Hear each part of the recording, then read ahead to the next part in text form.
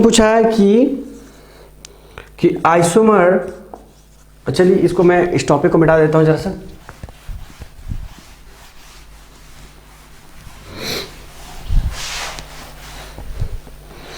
कहता है कि isomer which can be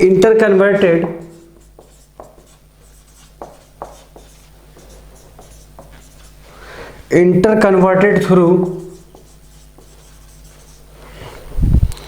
rotation around a single bond R। ये क्वेश्चन पूछा गया है IIT JEE में पूछा गया है। IIT JEE कब पूछा गया है? ये पूछा गया 1992 में पूछा गया। ओके, तो और इसका आंसर, इसका जो है ऑप्शन क्या दिया हुआ था? ए ऑप्शन में दिया हुआ था कन्फॉर्मर्स,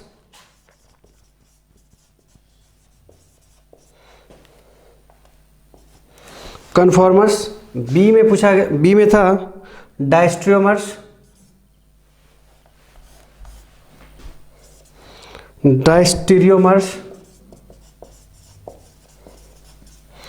और सी में था हमारा एनेंशियोमर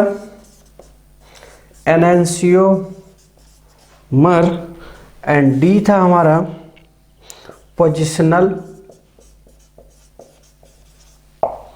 पोजिशनल आइसोमर्स। तो अब तक तो आपको आंसर पता चल चुका होगा कि इसमें क्या है। जब कभी भी सिंगल सिग्मा बॉन्ड्स के अकॉर्डिंग रोटेशन करते हैं आप, जब कभी भी क्या करते हैं, सिग्मा बॉन्ड के अकॉर्डिंग रोटेशन करते हैं, तो वो कहाँ से कॉन्सेप्ट आता है? वो हमारा कन्फॉर्मर और कन्फॉर्मेशन से कॉन्सेप्ट आता है। ओके, तो यहाँ पर आपको क्या पूछा गया? Isomers which can be interconverted through rotation around a single bonds. तो जब कभी भी सिंगल बॉन्ड से अराउंड क्या करते हैं, रोटेशन करते हैं, तो आपको क्या मिलता है? कॉन्फॉर्मर्स मिलते हैं। और कॉन्फॉर्मर्स क्या होते हैं? आपको तीन फिगर्स मिलता है। वो तीन फिगर क्या क्या होता है आपका? पहला होता है एक्लिप्स फॉर्म, दूसरा क्या होता है आपका स्टैगर्ड फॉर्म, और तीसरा हमारा गॉस फॉर्म होता है। मतलब वो है क्या? बेसिकली वो हमारा कॉन्फॉर्मर्स है। तो आपको क्या मिलेगा यहाँ से? कॉन्फॉर्मर्स मिलेगा। तो देखिए कई एग्जाम्पल होगा आपको कहीं पर, मतलब ये देखिए हमारा ऑप्शन ए में क्या है? ऑप्शन ए हमारा क्या है? कॉन्फॉर्मर्स। तो वो एनेंशियोमर नहीं हो सकता, आपका डायस्ट्रोमर्स नहीं होगा, और पोजिशनल आइसोमर्स नहीं। पोजिशनल आइसोमर्स तो होगा ही नहीं, क्योंकि वो आपको उसमें किस में जा चुका है? स्ट्रक्चरल आइसोमरिज्म से एक क्वेश्चन है। ये और ये कहाँ से? स्ट्रक्चरल आइसोमर से है। और ये वाला हमारा कहाँ से? डायस्ट्रोमर्स हमारा कहाँ से? ऑप्टिकल से है। और ये दोनों आपका ऑप्टिकल, सी और बी क्या हो गया हमारा? ऑप्टिकल आइसोमर्स हो गया। और डी हमारा क्या है? डी हमारा चला गया कहाँ पर? हमारा स्ट्रक्चरल आइसोमर्स चला गया। ओके, स्ट्रक्चरल आइसोमरिज्म चला गया। तो हमें क्वेश्चन पूछा गया कि सीसी रोटेशन से क्या है? तो इसका मतलब सीसी रोटेशन मतलब सिग्मा बॉन्ड को रोटेशन किया है। तो सिग्मा बॉन्ड के along about sigma bond rotation करते हैं, तो वो हमारा क्या होता है? हमारा कन्फॉर्मर्स होता है। तो then answer A is your correct answer. Okay, तो इस तरह से हमने एक आईआईटी का क्वेश्चन कर लिया। अब देखते हैं एक और क्वेश्चन मैं देता हूं। आईआईटी का क्वेश्चन ही है आपका जो पूछा गया है आपका। हाँ, देखिए ये क्वेश्चन है। क्वेश्चन क्या पूछा है वो देखिए, जो कि 2004 के आईआईटी का पेपर में आया हुआ है। 2004 के आईआईटी के पेपर में आया हुआ क्वेश्चन है ये।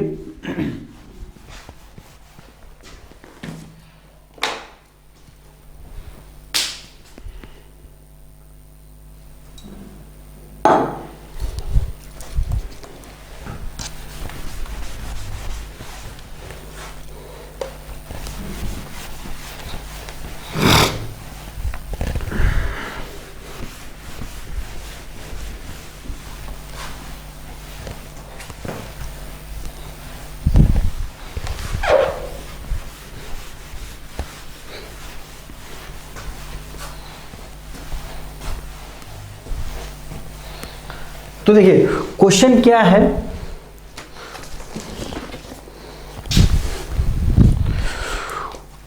क्वेश्चन पूछता है, हमारे पास एक ग्राफ दिया हुआ है, मतलब एक फिगर दिया हुआ है। ठीक है, मैं फिगर इधर रिप्रेजेंट कर देता हूं। फिगर दिया हुआ है कुछ इस तरह से। फिगर देखते ही आपको पता चल चुका होगा कि ये किसका है। ये फिगर है हमारा न्यूमन प्रोजेक्शन का।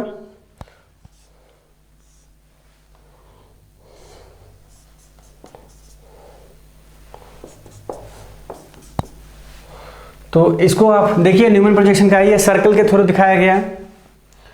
तो आपको पता है सर्कल किसको दिखाया, ये आपका क्या हो गया, ये आपका हमारा बैक वाला पोर्शन का होगा, और ये सर्कल वाला होगा हमारा किसका, डॉटेड लाइन से सर्कल वाला दिखाते हैं। तो अभी देखिए ये न्यूमन प्रोजेक्शन का दिखाया गया है। तो न्यूमन प्रोजेक्शन में हमारा क्वेश्चन क्या पूछा है, कहता है C2 मतलब ये हमारा क्या है, ये C2 एंड C3 बोल रहा है इसको, ठीक है। कह रहा है कि C2, क्वेश्चन कुछ ऐसा कुछ पूछा गया है कि C2 is rotated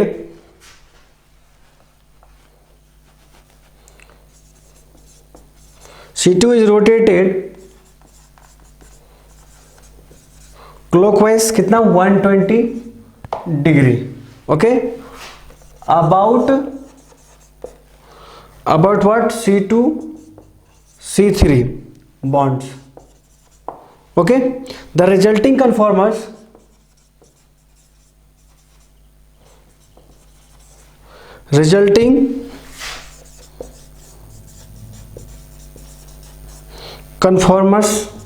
is, तो ए है हमारा पार्शियली इक्लिप्स, और बी है हमारा इक्लिप्स, और सी है हमारा गॉच, और डी है हमारा स्टैगर्ड, ओके। सी क्या हमारा स्टैगर्ड है। तो देखिए इसका हमारा क्या करना है आपको, C2 और C3 से आपको क्या करना है, आपको C2 और C3 से रोटेशन करना है आपको, C2 C3 से। तो देखिए एक बात बताइए, यहां पर 120 डिग्री से क्या, सबसे पहले एक चीज देखिए, तो आपको मैं इधर समझा देता हूं बहुत आसानी से।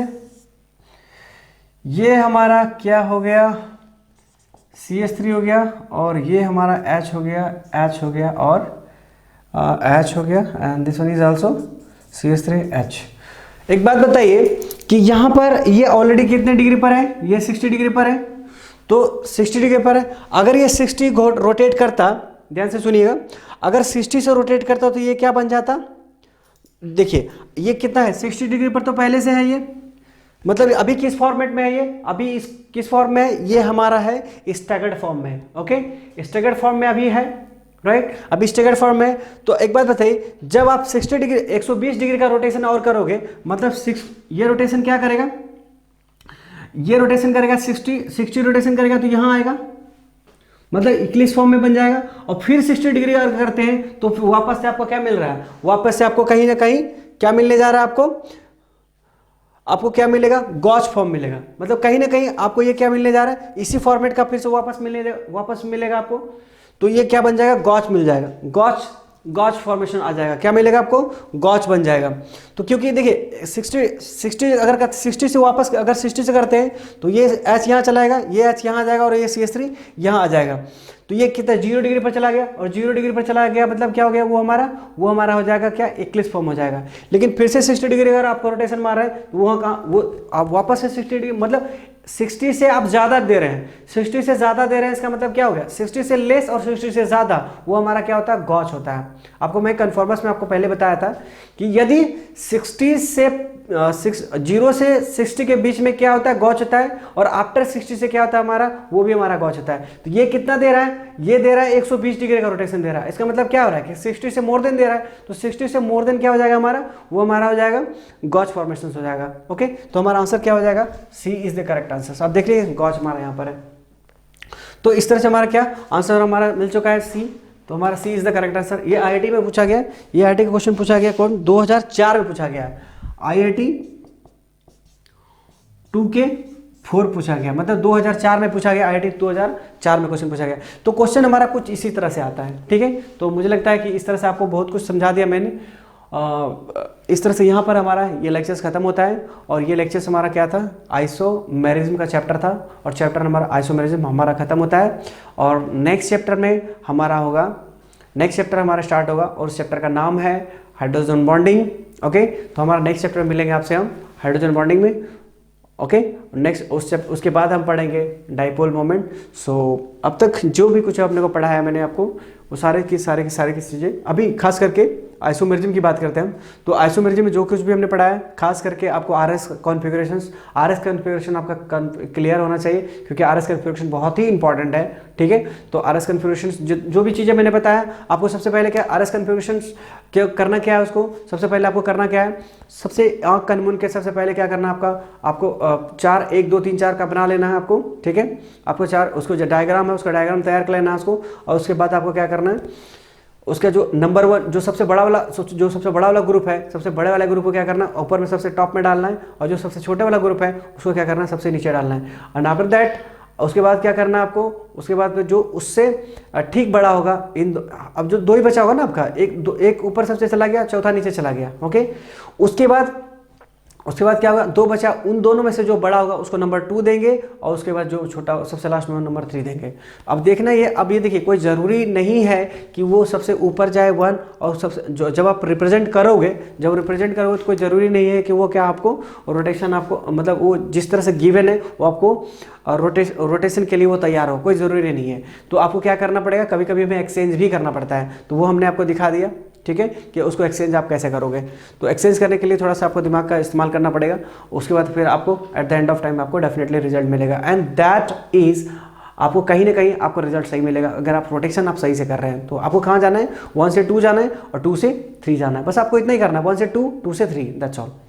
तो देखता हूँ कोई और क्वेश्चन पूछा है कि नहीं आईआईटीज़ में, अगर पूछा होगा तो मैं बताता हूँ आपको।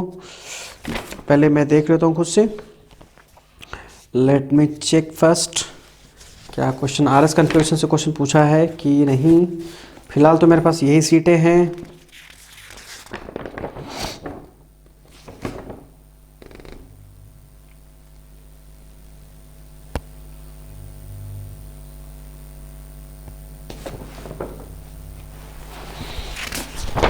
चलिए, मेरे पास तो इस सीट में नहीं है, कोई और सीट देखता हूँ। रुक जाइए, थोड़ा सा और सीट देख लेता हूँ क्वेश्चन में आरएस कॉन्फ़िगरेशन का। Yes, I do have the most stable conformers 2,3 dimethyl। खैर ये तो आपको पता ही है। Which of the following structures represent the 3 isomers?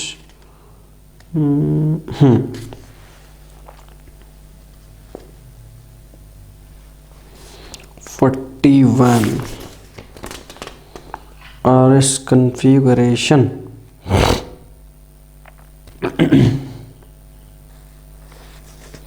What are the type isomers for conformers? CH3 को अपने को 20-24 ऑप्टिकल isomers। वेट,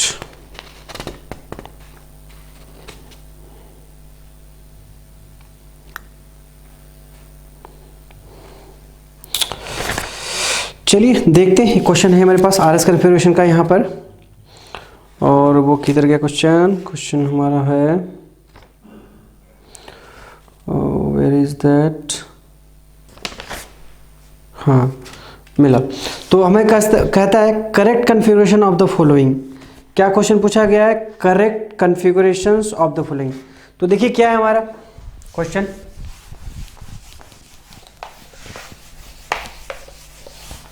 अभी तक तो आपने केवल एक कार्बन का देखा था। ये क्वेश्चन मैं बताने जा रहा हूं आपको 2 R बताने जा रहा हूं, मतलब दो कार्बन है जिसमें कि आपका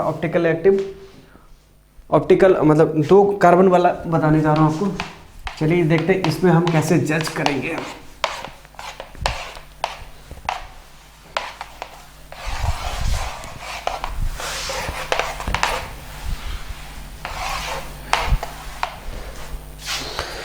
कहता है क्वेश्चन है हमारे पास में, कह रहा है करेक्ट कॉन्फ़िगरेशंस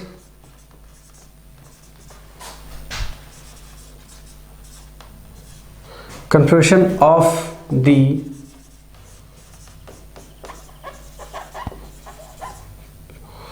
फॉलोइंग इज, और क्वेश्चन है हमारा कुछ इस तरह से,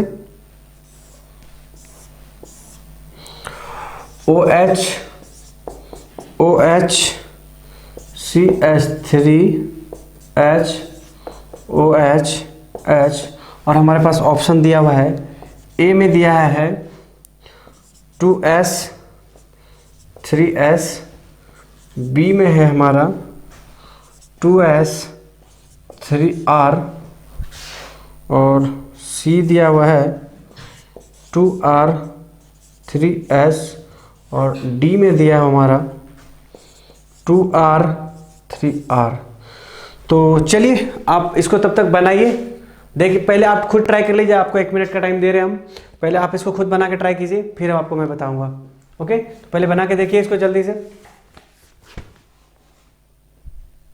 तो बनाया आपने, चलिए ठीक है, अगर नहीं बनाए तो कोई बात नहीं, जिससे बना अच्छी बात है, जिससे नहीं बना उससे भी कोई दिक्कत की बात नहीं है। तो देखिए सबसे पहले आपको क्या करना है, इसमें आपको सबसे पहले नंबरिंग करनी है। तो फटाफट क्या करते हैं, यहां पर क्या करना है अपने को चेक करना है। सबसे पहले देखिए यहां पर क्या करें, सबसे पहले ये हमारा क्या OH है, ये OH है, ये भी OH है, ये भी OH है और H है। अब क्या करें, सबसे पहले कोई एक को पकड़ते हैं हम लोग, कोई एक पकड़ ले, पहला कोई एक कार्बन पकड़ लेते हैं सबसे पहले।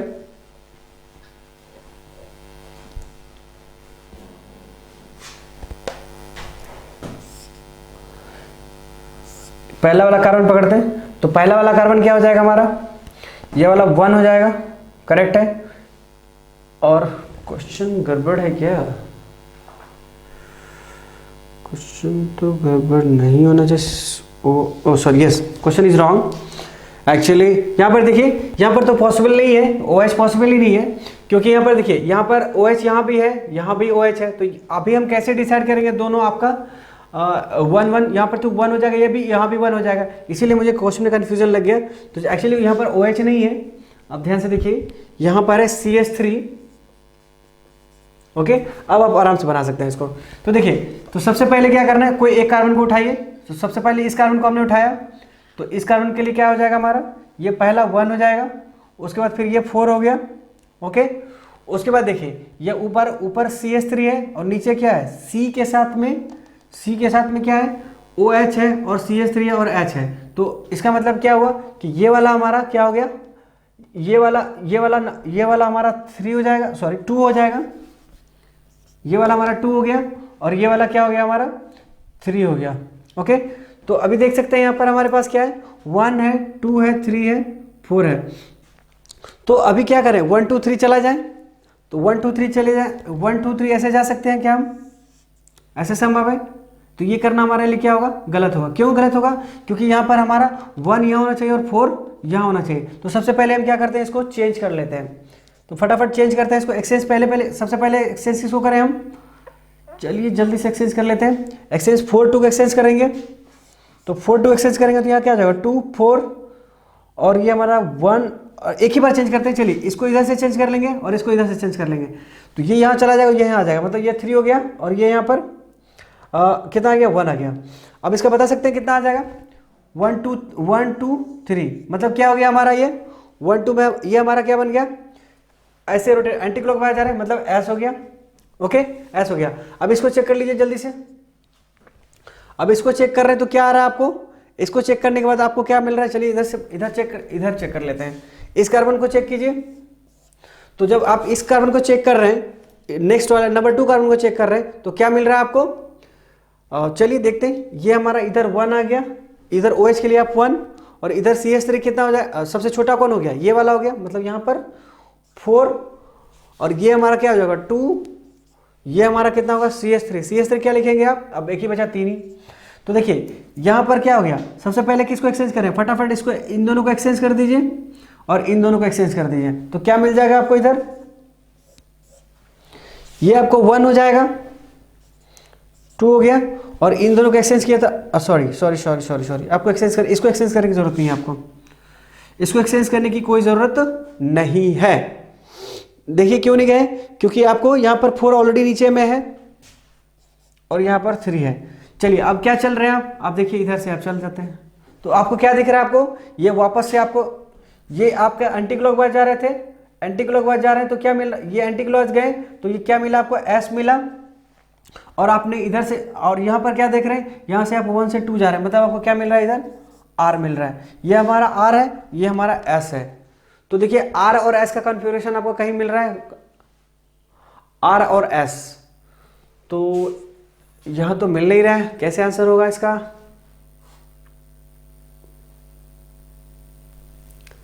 कुछ गड़बड़ हो गई क्या, जरा देखिए फिर से। चलिए थोड़ा सा इसका आंसर देख लो मेरे पे, आंसर है क्या इसका एग्जैक्टली में, गड़बड़ तो नहीं होना चाहिए। लेवल 2 में है, लेवल 2 का आंसर, लेवल 2 का 41, this is answer is a, answer A 2s और 3s, 2s and 3s। Answers तो हमारे नहीं आए, क्या करना पड़ेगा, आंसर हमारा ए है, आंसर हमारा क्या होगा, ए होना चाहिए as given in the questions. चलिए कोई बात नहीं, आप इसको देख लीजिए। फिलहाल मैं आपको फिलहाल इतना बता रहा हूं मैं आपको, फिर मैं आपको जब नेक्स्ट लेक्चर में आऊंगा तो नेक्स्ट लेक्चर में आपको मैं इसको क्लियर कर दूंगा। ओके, फिलहाल आप इतना देख लीजिए। इसका आंसर क्या है, ए है इसका आंसर। ओके, जब नेक्स्ट लेक्चर में आऊंगा तो आपको मैं बता दूंगा इसको। ओके फ्रेंड्स, तो यहाँ पर देखिए, अब इसको मैं इरेज कर देता हूँ। और नेक्स्ट लेक्चर में जो हम पढ़ेंगे, नेक्स्ट लेक्चर में हम क्या पढ़ेंगे, हाइड्रोजन बॉन्डिंग पढ़ेंगे। और नेक्स्ट लेक्चर में हाइड्रोजन बॉन्डिंग के बाद हम पढ़ेंगे डाइपोल मोमेंट्स। ओके, तो अभी फिलहाल इतना ही, और फिर हम आगे आने के बाद आपको बता देंगे। सो इसके बाद जो भी पढ़ाई होगा हमारा हाइड्रोजन बॉन्डिंग और डाइपोल मोमेंट्स। तो अब तक के लिए जो भी हमने पढ़ा यहाँ पर, बहुत इंपॉर्टेंट चीज़ पढ़ा हमने, आइसोमेरिज्म्स। तो आइसोमेरिज्म्स लगभग क्वेश्चन यहाँ से 2 या 3 क्वेश्चन करते हैं यहाँ पर से, लगभग 8 नंबर के क्वेश्चन आएंगे आपके यहाँ से। ठीक है, तो चलिए आज के लिए इतना ही। So thank you so much, मिलते हैं आपसे नेक्स्ट लेक्चर में। किसके नेक्स्ट लेक्चर में क्या पढ़ेंगे हम, hydrogen bonding. Okay, so okay, thank you so much.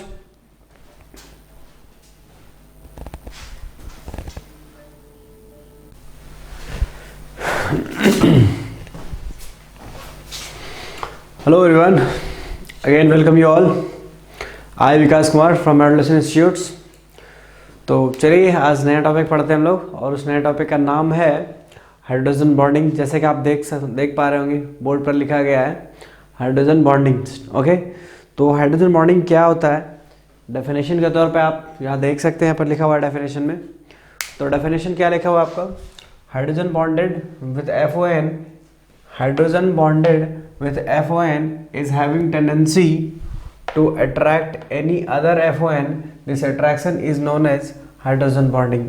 तो स्टेटमेंट क्या बता रहा है आपको कि हाइड्रोजन बॉन्ड, यदि हाइड्रोजन, ध्यान से सुनिएगा, यदि हाइड्रोजन FON से कनेक्टेड हो, हाइड्रोजन यदि FON से कनेक्टेड हो तो इसकी टेंडेंसी क्या होती है, दूसरे FON को अपनी ओर अट्रैक्ट करने की टेंडेंसी को ही क्या बोला जाता है, हाइड्रोजन बॉन्डिंग बोला जाता है। ओके, तो यहाँ पर क्या देखिए, other FON, this attraction is known as hydrogen bonding. उसको कैसे दिखाया गया कि यहाँ पर देखिए HF है, मतलब हाइड्रोजन बॉन्डिंग एक्चुअली बनता किससे, केवल FON से ही होना चाहिए। हाइड्रोजन केवल, और हाइड्रोजन यदि FON से कनेक्टेड है तो ही हमारा क्या बनेगा, हाइड्रोजन बॉन्डिंग होगा, अदरवाइज नहीं होगा। तो यहाँ देख सकते हैं HF से HF, और यहाँ पर क्या है, बेसिकली देखिए हो क्या रहा है, यहाँ पर डेल्टा नेगेटिव हो रहा है और डेल्टा पॉजिटिव हो रहा है। ओके, तो यहाँ पर क्या होगा, डेल्टा पॉजिटिव और डेल्टा नेगेटिव। ऐसा क्यों बोल रहा हूँ मैं, क्योंकि यहाँ पर फ्लोरीन क्या है, बहुत ज़्यादा हाई इलेक्ट्रॉनिक नेगेटिविटी होता है, फ्लोरीन बहुत ज़्यादा हाई इलेक्ट्रोनेगेटिव एलिमेंट होता है, इसलिए क्या करेगा, हाइड्रोजन का मैक्सिमम इलेक्ट्रॉन अपने तरफ अट्रैक्ट करेगा, और सेम प्रोसेस, और इसके यहाँ पर पॉजिटिव चार्ज आएगा। ठीक है, क्योंकि इसका इलेक्ट्रॉन लेगा तो इस पर पॉजिटिव आएगा, इस पर नेगेटिव आएगा। यहाँ पर भी सेम प्रोसीजर होगा, यहाँ पर क्या होगा, HF नेगेटिव होगा, इस पर पॉजिटिव होगा, तो इन दोनों के बीच में क्या हो रहा है, अट्रैक्शन होगा, और ये जो अट्रैक्शन फोर्स है यही हमारा क्या कहलाता है, हाइड्रोजन बॉन्डिंग कहलाता है। ओके, तो यहाँ पे आप देख सकते हैं HF और HO में यहाँ पर क्या हो सकता है, क्यों, क्योंकि ऑक्सीजन पर नेगेटिव है और इस पर पॉजिटिव है, फ्लोरीन पे नेगेटिव और इस पर पॉजिटिव, तो इन दोनों में अट्रैक्शन हो जाएगा। तो यहाँ पर नाइट्रोजन क्या है, इलेक्ट्रोनेगेटिव, यहाँ पर पॉजिटिव नेगेटिव पॉजिटिव, तो इन दोनों में अट्रैक्शन हो सकता है। ओके, तो ये सब हमारा क्या है, हाइड्रोजन बॉन्डिंग से। ये अब देख रहे हैं जो हर जगह आपको डॉटेड लाइन जो दिख रहा है, ये हमारा क्या है, हाइड्रोजन बॉन्डिंग है।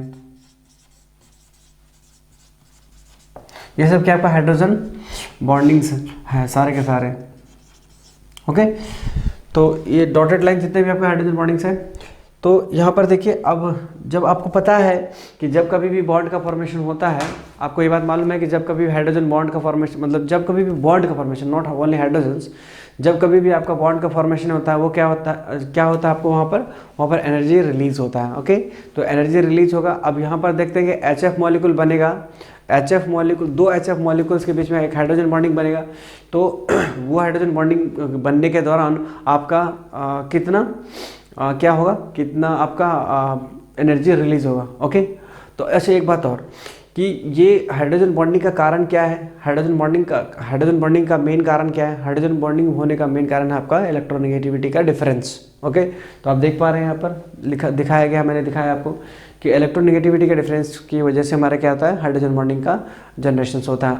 अगर हमारे पास हाइड्रोजन बॉन्डिंग अगर कम हो, इलेक्ट्रोनेगेटिविटी अगर यदि कम हो, तो क्या होगा, हमारा हाइड्रोजन बॉन्डिंग फॉर्मेशंस नहीं होगा। जैसे Cl की बात कर ले तो Cl में हमारा क्या होगा, हाइड्रोजन बॉन्डिंग फॉर्मेशन नहीं होता है। ओके, तो देखिए यहाँ पर क्या है कि HF मॉलिक्यूल्स, 2 HF मॉलिक्यूल्स के बीच में क्या हो रहा है, आपका 10 किलो कैलोरी पर मोल आएगा। उसके बाद फिर HO के बीच में आएगा हमारा 7 किलो आएगा, और फिर इसके बाद हमारा 5 आएगा, मतलब FON में बात करें तो 10, 7, 5 आ जाएगा। ओके, तो उसके बाद बात करते हैं कि टाइप्स ऑफ हाइड्रोजन बॉन्डिंग कितने होते हैं। तो हाइड्रोजन बॉन्डिंग 2 टाइप्स के होते हैं। कौन कौन सा होता है, इंटरमॉलिकुलर और इंट्रामॉलिकुलर। ओके, तो कितना क्या क्या होगा, इंटरमॉलिकुलर और इंट्रामॉलिकुलर्स। तो अब देखते हैं कि इंट्रामॉलिकुलर्स और इंटरमॉलिकुलर में क्या फ़र्क है।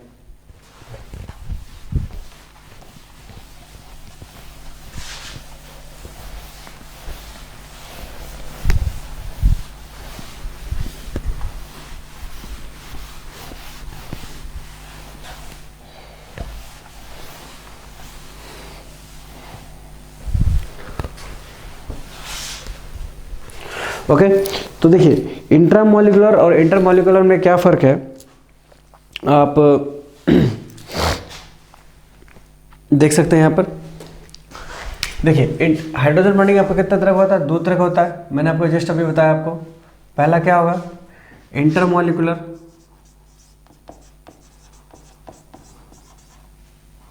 मॉलिक्यूलर H बॉन्डिंग, ठीक है। और दूसरा क्या होगा, इंट्रामॉलिकुलर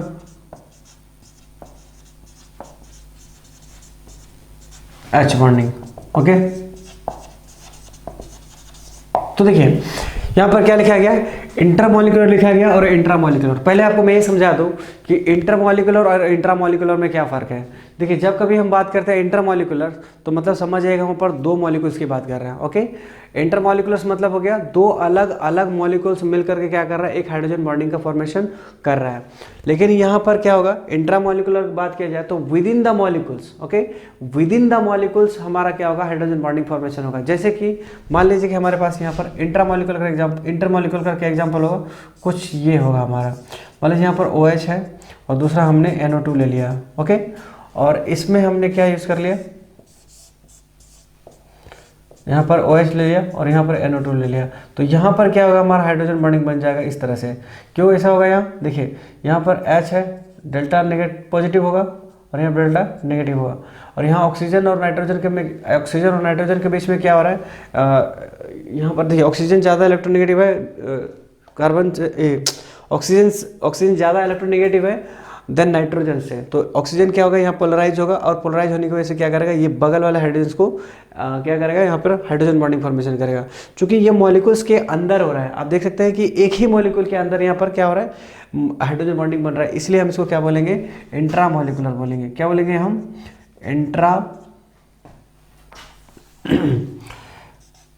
intramolecular hydrogen bonding, intramolecular hydrogen bonding. यहाँ पर यहाँ पर क्या होगा, यहाँ पर बनाने के लिए क्या करना होगा हमें, इसको बनाने के लिए हमें दो अलग मॉलिक्यूल्स को लेना पड़ेगा तो ही संभव है, क्योंकि यहाँ देखिए NO2 यहाँ है ऑर्थो पारा पोजीशन पर है, ये ऑर्थो पोजीशन पर है। तो मैं इसको NO2 को ऊपर कर देता हूँ और नीचे हम क्या कर देते हैं OH कर देते हैं, और ये हमारा, या फिर इसको ठीक है, इसको हम दूसरे तरीके से बना सकते हैं, कुछ इस तरह से बना लीजिए। मान लीजिए दूसरा कंपाउंड हमने यहाँ पर इस्तेमाल किया और दूसरा कंपाउंड क्या था, यहाँ पर OH है, तो ये हमारा यहाँ पर क्या बन जाएगा, H बॉन्डिंग। तो ये जो हमारा क्या हो जाएगा, ये हमारा इंटरमॉलिक्यूलर हो जाएगा।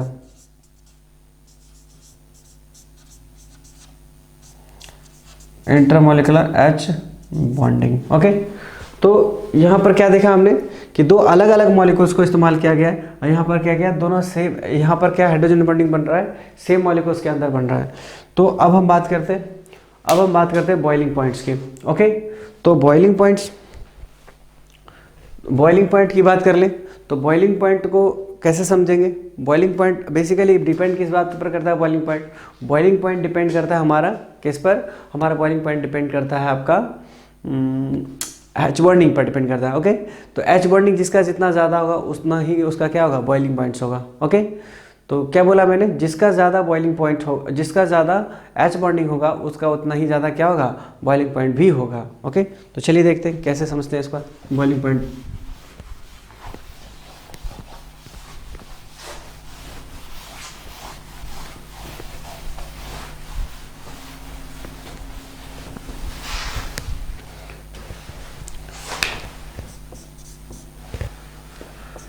Boiling point in short BP, इसको क्या बोलेंगे हम, बॉइलिंग पॉइंट। ओके, तो बॉइलिंग पॉइंट क्या होता है, बॉइलिंग पॉइंट का हो गया, बॉइलिंग पॉइंट का मतलब क्या होगा कि the temperature at which any compound or molecules which get what boiled. समझ आई मेरी बात। तो डेफिनेशन आपसे कोई नहीं पूछने जा रहा है, तो मैं आपको इसे कैजुअली बता देता हूँ डेफिनेशन का, मतलब बॉइलिंग पॉइंट का डेफिनेशन क्या होगा, the temperature at which the compound or liquids which get what boiled. तो जिस टेम्परेचर पर वो जाकर के बॉइल्ड हो जाएगा उस टेम्परेचर को हम क्या बोलेंगे, बॉइलिंग पॉइंट बोलेंगे। ओके, तो बॉइलिंग पॉइंट हमारा कंपेरेबल वर्ड है। यहाँ पर देखते हैं, मान लीजिए हमारे पास क्या है, एक क्वेश्चन है CH3O CH3 और दूसरा है मान लीजिए A है और B हमारे पास में है CH3 CH2OH। तो इन देखिए हमें इसमें बताइए कि इसमें बॉइलिंग पॉइंट किसका ज़्यादा होगा। आपको बॉइलिंग पॉइंट बताना है, आपको A और B, A ज़्यादा होगा B ज़्यादा होगा। तो मैं आपको बताना चाह रहा हूँ कि बॉइलिंग पॉइंट डिपेंड किस बात पर करता है, बॉइलिंग पॉइंट डिपेंड करता है आपका हाइड्रोजन बॉन्डिंग पर। तो मैं स्टेटमेंट इधर एक पहले स्टेटमेंट इधर लिख देता हूँ नोट करके, ठीक है। पहले एक क्वेश्चन कर लेते हैं फिर हम आपको समझाते हैं। यहाँ पर देखिए, यहाँ पर क्या है, हमको क्या पता चला है, हाइड्रोजन बॉन्डिंग किस बात पर डिपेंड करता है, हाइड्रोजन बॉन्डिंग डिपेंड करता है हमारा FON पर डिपेंड करता है, ठीक है। जब कभी भी हाइड्रोजन किससे कनेक्टेड हो, जब कभी भी हाइड्रोजन कनेक्टेड हो किससे, FON से। तो आपको देख सकते हैं यहाँ पर कंपाउंड A में देखिए FON, यहाँ पर हाइड्रोजन किससे कनेक्टेड है, C से कनेक्टेड है, और यहाँ से इसका मतलब यहाँ पर हाइड्रोजन बॉन्डिंग नहीं बनने जा रहा है। और ऑक्सीजन को देखिए, ऑक्सीजन किससे कनेक्टेड होना चाहिए, हाइड्रोजन से कनेक्टेड हो चाहिए, लेकिन हाइड्रोजन से कनेक्टेड नहीं है, ये C से कनेक्टेड है। यहाँ भी देख सकते हैं, इधर भी देख सकते हैं, यहाँ पर हमारा क्या होगा, यहाँ पर कोई भी हाइड्रोजन बॉन्डिंग आपका नहीं बन रहा है। तो जब हाइड्रोजन बॉन्डिंग ही नहीं बन रहा है तो बॉइलिंग पॉइंट का तो सवाल ही नहीं आता है। अब यहाँ पर देखिए, यहाँ पर O के साथ कनेक्टेड क्या है, H कनेक्टेड है, मतलब यहाँ पर हाइड्रोजन बॉन्डिंग बनेगा। जब हाइड्रोजन बॉन्डिंग बनेगा तो यहाँ पर बॉइलिंग पॉइंट भी हमारा होगा। तो इसका मतलब बॉइलिंग पॉइंट हमारा B क्या हो जाएगा, मोर देन A, मतलब हमारा B is greater then A हो जाएगा। तो क्या समझ में आया यहाँ पर कि boiling point is directly proportional to number of H bonding, this is H bonding। Okay, तो क्या समझ में आया आपको यहाँ पर कि boiling point is directly proportional to number of H bonding. जितना ज़्यादा H बॉन्डिंग होगा उतना ज़्यादा हमारा क्या होगा, हमारा बॉइलिंग पॉइंट भी होगा।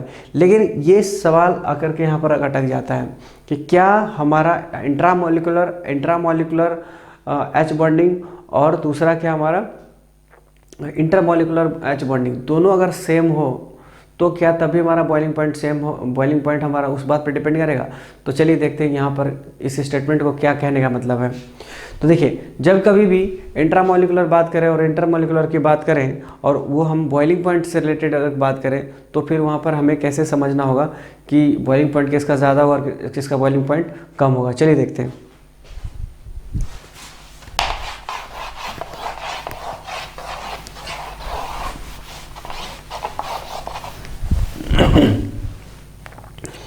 तो देखिए, मान लीजिए हमारे पास क्या है, हमारे पास है ऑर्थो नाइट्रोफिनॉल और दूसरा है हमारा पारा नाइट्रोफिनॉल। ये हमारा ए हो गया और ये हमारा बी हो गया। तो अब बताइए हमको कि इनमें से कौन ज़्यादा आपका बॉइलिंग पॉइंट ज़्यादा होगा। तो आपको अभी थोड़ी देर पहले मैंने बताया था यहाँ पर क्या बनता है, इंट्रामोलिकुलर एच बॉन्डिंग बनता है। ओके, तो इंट्रामोलिकुलर और यहाँ पर क्या बनेगा, नॉर्मली एच बॉन्ड। यहाँ पर हमारा इंट्रामोलिकुलर नहीं बनता है, यहाँ पर केवल हमारा हाइड्रोजन बॉन्डिंग बनता है। Okay, H.B। तो एक बात बताइए कि इसको बनाने की यहाँ पर जो हाइड्रोजन बॉन्डिंग बनता है, एक अलग सा मॉलिक्यूल जोड़ना पड़ता है और यहाँ पर क्या होता है, अपने सेम एक ही मॉलिक्यूल के अंदर ही हमारा H बॉन्डिंग बन जाता है। तो बताइए कि एक अलग मॉलिक्यूल से बन रहा है, एक सेम मॉलिक्यूल्स के अंदर बन रहा है, तो सरफेस एरिया किसका ज़्यादा होगा? ऑब्वियसली सरफेस एरिया हमारा क्या हो जाएगा, इस पार्ट का ज़्यादा होगा। तो हमारा बॉइलिंग पॉइंट किस बात पर डिपेंड करता है, एक दूसरा भी डिपेंडेंसी है और वो है क्या है, सरफेस एरिया। ओके, तो सरफेस एरिया इसका ज़्यादा हो रहा है और इसका सरफेस एरिया कम हो रहा है। तो हमारा बॉइलिंग पॉइंट किस बात पर डिपेंड कर रहा है, यहाँ पर हमारा सरफेस एरिया पर भी डिपेंड करता है। ओके, अगर नॉर्मल अगर बात करें, हाइड्रोजन बॉन्डिंग नॉर्मल है तो हमारा क्या हो जाएगा, हमेशा ही बॉइलिंग पॉइंट डिपेंड कर जाएगा एच बॉन्डिंग पर। और नहीं तो अगर इंट्रामोलिकुलर और इंटरमोलिकुलर कंपैरिजन करते हैं तो हमारा क्या करेगा, हमारा इंटरमोलिकुलर का बॉइलिंग पॉइंट ज़्यादा होगा, क्योंकि सरफेस एरिया क्या होगा इसका ज़्यादा हो जाएगा, इसलिए B इज़ मोर। अगर यहाँ पर बॉइलिंग पॉइंट की बात करें हम तो क्या बोलेंगे, B is greater than A।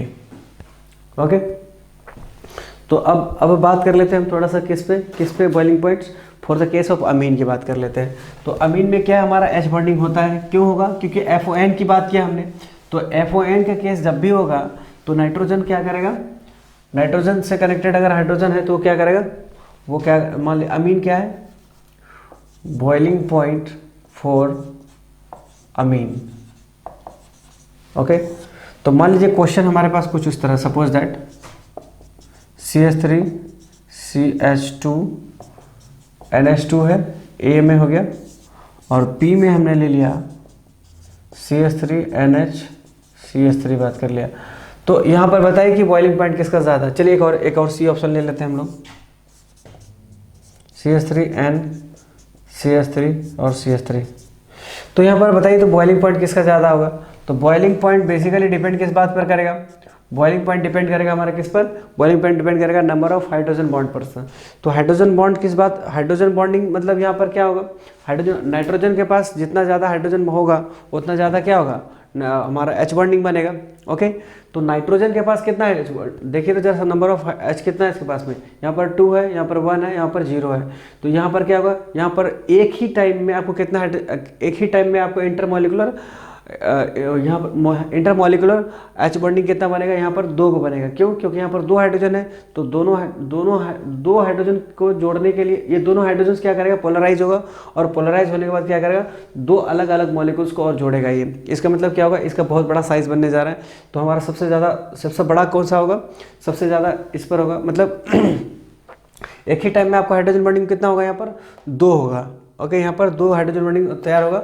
उसके बाद फिर यहाँ पर कितना है, 1 है, इसका मतलब यहाँ पर एक ही हाइड्रोजन बॉन्डिंग बनेगा, यहाँ पर कोई नहीं है, इसका मतलब यहाँ पर तो हाइड्रोजन बॉन्डिंग होगा ही नहीं। तो फिर बॉइलिंग पॉइंट तो कोई सवाल ही नहीं पैदा होता। इसका मतलब क्या होगा, सबसे पहले हमारा A हो जाएगा, उसके बाद फिर B हो जाएगा, उसके बाद फिर C हो जाएगा।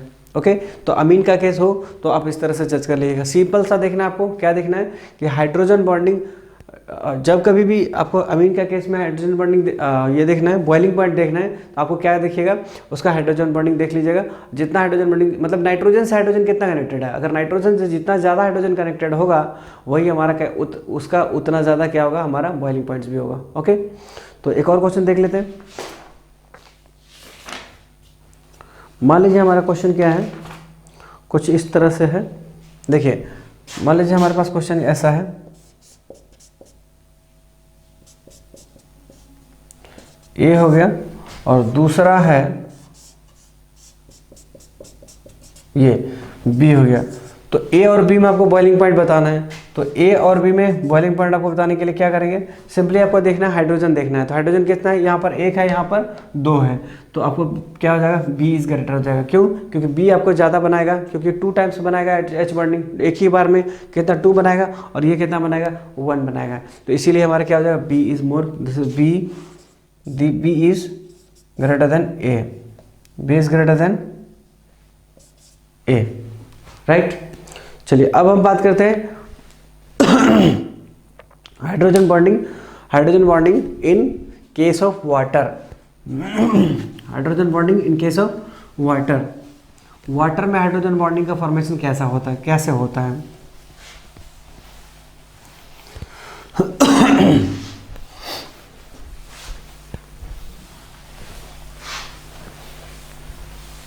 ओके चलिए ये रहा बिट गया हमारा हाइड्रोजन बॉन्डिंग।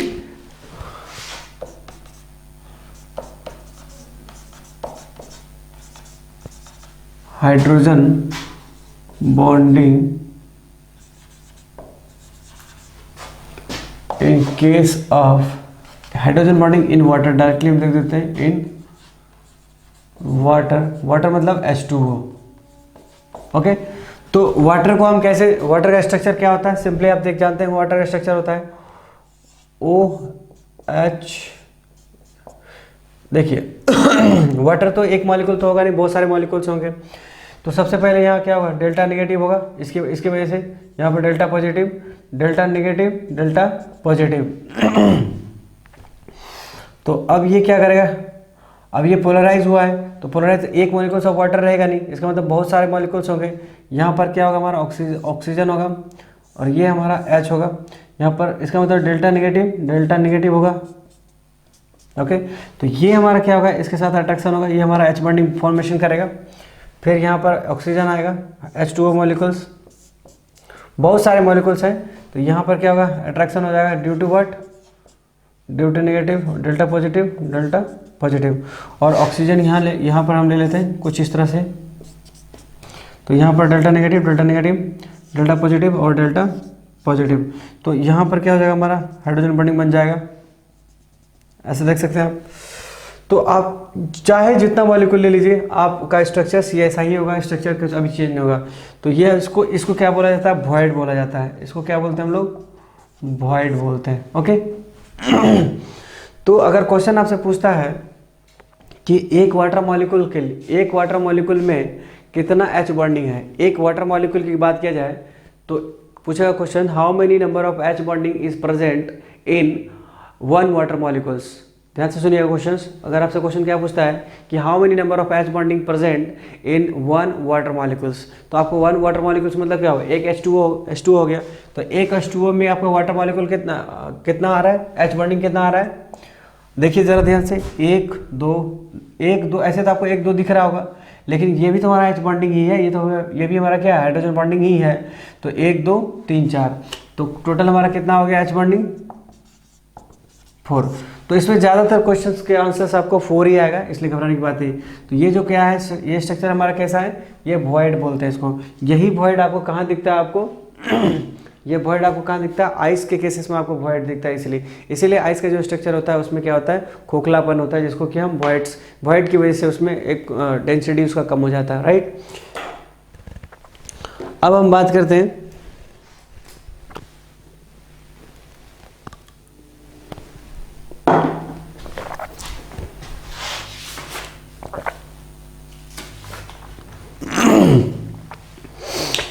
थोड़ा, अब एक और क्वेश्चन है जो रेजोनेंस से रिलेटेड क्वेश्चन है वो, तो देख लीजिए। ये हमारा वाटर का केस है। आप कोई भी क्वेश्चन पूछेगा तो आराम से आप जवाब दे सकते हैं, क्योंकि स्ट्रक्चर आपको मैंने बता दिया है। तो स्ट्रक्चर ध्यान में रखिएगा, और कोई भी क्वेश्चन पूछेगा तो आपको यहाँ ज़्यादातर आंसर्स देखिए, ज़्यादातर आंसर 4 ही आएगा। तो फिलहाल एक क्वेश्चन का मैंने बता दिया, बाकी रिगार्डिंग अगर वाटर से क्वेश्चन आता है तो आप इजीली डील कर सकते हैं। तो चलिए आप आगे देखते हैं।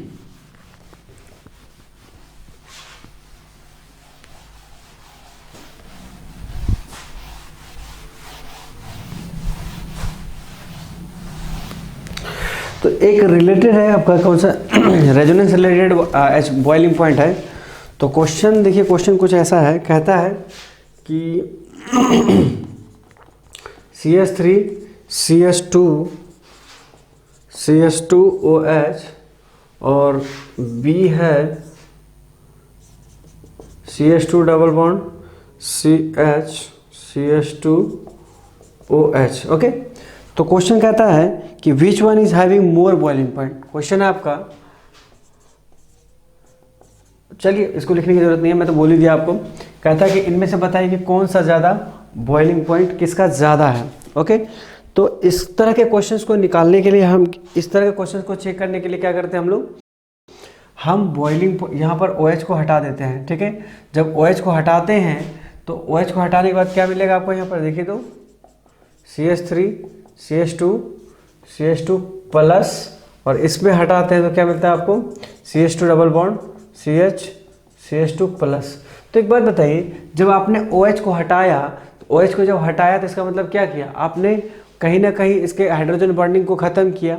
ठीक है, तो अब सवाल ये पैदा होता है कि कौन सा OH हटेगा और कौन सा OH नहीं हटेगा। तो देखिए यहाँ से जब हम OH को हटाए तो यहाँ पर आपको कार्बोकैटायन मिला और ये स्टेबल होने के लिए जा रहा है। ओके दूसरे में देखिए, यहाँ पे हमने क्या किया, यहाँ से भी हमने हटाया। तो अब एक बात बताइए कि इन दोनों में से सबसे ज़्यादा स्टेबल कौन है। अब देखिए डबल से नेक्स्ट पर यहाँ पर रेजोनेंस हो रहा है और यहाँ पर आपका रेजोनेंस नहीं हो रहा है। तो इसका मतलब ये क्या हो रहा है कि हमें टूटने के बाद ज़्यादा स्टेबल हो रहा है। ओके, टूटने के बाद क्या हो रहा है, ये ज़्यादा स्टेबल हो रहा है। क्यों? क्योंकि टूटने के बाद हमारे यहाँ पर डबल बॉन्ड से नेक्स्ट पर रेजोनेंस हो रहा है और टूटने के बाद यहाँ पर रेजोनेंस हो रहा है। जब रेजोनेंस हो रहा है तो इसका मतलब क्या हुआ कि ये हमारा क्या हो गया, ज़्यादा स्टेबल हो गया। मतलब ये OH क्या होगा, टूट जाएगा, आसानी से टूटना चाहेगा। और जबकि OH आपका चला गया तो आपको क्या मिलेगा, जब OH चला गया तो आपका हाइड्रोजन बॉन्डिंग आपने खो दिया। जब हाइड्रोजन बॉन्डिंग आपने खो दिया तो इसका मतलब क्या होगा, आपका बॉइलिंग पॉइंट भी खत्म हो गया। तो इसका मतलब क्या हुआ कि A is greater than B boiling point. तो इस तरह का क्वेश्चन आपको आसानी से डील कर सकते हैं। आपको क्या करना है, सिंपली आपको क्या करना है, OH को हटाना है और OH को हटाने के बाद उसका कार्बोकैटायन को चेक करना है कौन सा कार्बोकैटायन आपका ज़्यादा स्टेबल है। जो सबसे ज़्यादा कार्बोकैटायन स्टेबल होगा वही हमारा क्या कहलाएगा, सबसे लेस स्टेबल, सबसे लेस क्या होगा, हमारा बॉइलिंग पॉइंट होगा। क्योंकि अब चूंकि वो टूटने के बाद ज़्यादा स्टेबल हो रहा है, इसका मतलब वो खुद OH ग्रुप क्या होगा, टूटना चाहेगा। जब OH ग्रुप खुद टूट रहा है तो इसका मतलब क्या हुआ कि उसका बॉइलिंग पॉइंट आपका भी क्या हो जाएगा, कम होता चला जाएगा। राइट, तो चलिए अब आगे देखते हैं क्या है।